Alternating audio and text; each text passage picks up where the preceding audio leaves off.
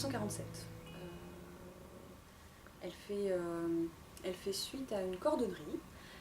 C'était à l'origine une papeterie et puis c'était une librairie-papeterie parce que c'était un quartier universitaire. En 1980, monsieur aura la reprise lui-même et nous-mêmes on est là depuis 2009. On est au 25 rue Palmy, derrière le Palais des Beaux-Arts à Lille. Donc un peu excentré, mais dans une situation plutôt agréable, dans un quartier plutôt agréable. On est une librairie spécialisée. On trouve chez nous des ouvrages en histoire et en philosophie, en sociologie, en sciences politiques, en droit, en économie, en géographie et dans plein d'autres domaines encore.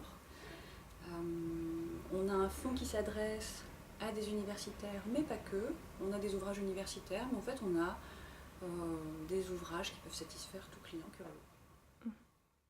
Alors on est membre de plusieurs réseaux parce que la librairie c'est un métier où on est très seul et l'union fait la force. On peut faire ce qu'on veut, on est quand même mieux en étant à plusieurs.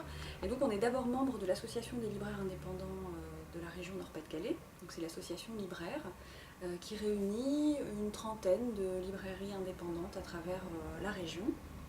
Alors c'est très important parce que entre l'échange de conseils, l'échange d'expériences, le soutien mutuel et puis des actions communes, c'est vraiment un réseau qui est très important pour pouvoir faire entendre la voix des petites librairies que nous sommes.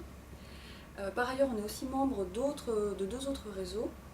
Et là, c'est pour faire face à l'idée à notre présence, pour assurer notre présence en ligne en fait.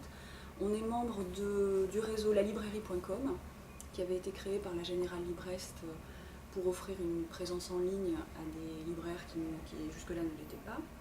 Et puis le réseau leslibraires.fr qui eux proposent, c'est un peu différent, qui propose un site marchand permettant l'expédition d'ouvrages, la réservation d'ouvrages.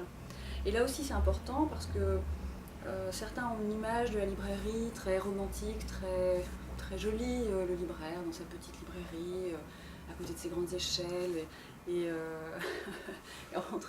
passant du temps à lire tout son fond, sauf que ça peut être un peu passéiste. Or la librairie elle est ancrée dans le présent et elle doit se tourner vers l'avenir, et le présent c'est aussi utiliser toutes les ressources qui sont à la disposition de toutes les personnes, dont le web. Et donc on souhaitait s'inscrire dans l'avenir, même si au moment où on a repris, on voulait quand même maintenir la tradition qui était rattachée à ce lieu. On voulait s'inscrire dans les pas de notre prédécesseur, mais on ne voulait pas se sentir enfermé dans une vision un peu passéiste de la librairie. Alors justement, la présence en ligne, elle est aussi assurée par, c'est pas simplement des sites marchands, parce que c'est important, mais ça n'est pas que notre métier, c'est aussi l'envie de transmettre les coups de cœur, de mettre en avant des auteurs. Et ce qu'on fait physiquement en librairie, jusqu'à présent on avait des difficultés à le faire en ligne, et il nous a semblé intéressant d'être associé à des structures comme Libfly, qui propose justement les coups de cœur, des conseils bibliographiques, des entretiens avec des auteurs, et donc de trouver de façon virtuelle ce qu'on pratique en librairie. Et c'est notamment le cas avec la manifestation La Voix des Indés, qui nous permet, nous, de mettre en avant, alors ça dépend des années, mais un auteur, une maison d'édition, et donc de compléter de façon assez importante ce qu'on peut faire en librairie. Et justement, dans le cadre de La Voix des Indés, pour cette année, on a décidé de mettre en avant une maison d'édition qu'on aime beaucoup, et qui s'appelle les Éditions du Sonneur. Et en fait, on a choisi cette maison d'édition parce qu'elle a une double attitude, c'est-à-dire qu'elle elle recherche des auteurs contemporains, des auteurs qu'on ne trouve pas forcément facilement, avec des textes de qualité.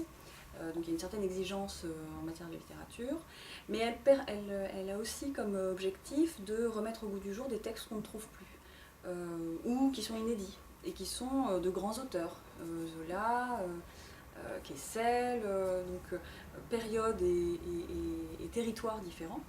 Et c'est un peu, nous on se retrouve un peu dans la démarche de cette maison d'édition, puisqu'on est nous aussi, on souhaite passer des textes classiques, mais aussi mettre en avant de jeunes auteurs ou des auteurs plus confirmés, enfin des auteurs contemporains. Et donc on a décidé, bien pendant une journée, de mettre en avant cette maison d'édition en présentant le catalogue de la maison d'édition et en mettant l'accent sur quelques titres qui nous semblent importants. En fait, pour la Voix des Indés, en fait, on va sélectionner quelques titres parce qu'ils nous tiennent particulièrement à cœur, mais on va essayer de présenter effectivement la publication de cette maison d'édition parce que c'est très difficile de choisir, je dois dire, dans ce catalogue. Donc on s'est dit qu'on allait faire une vitrine et une table en hommage à cette maison d'édition, ce qui nous permettait de ne pas choisir.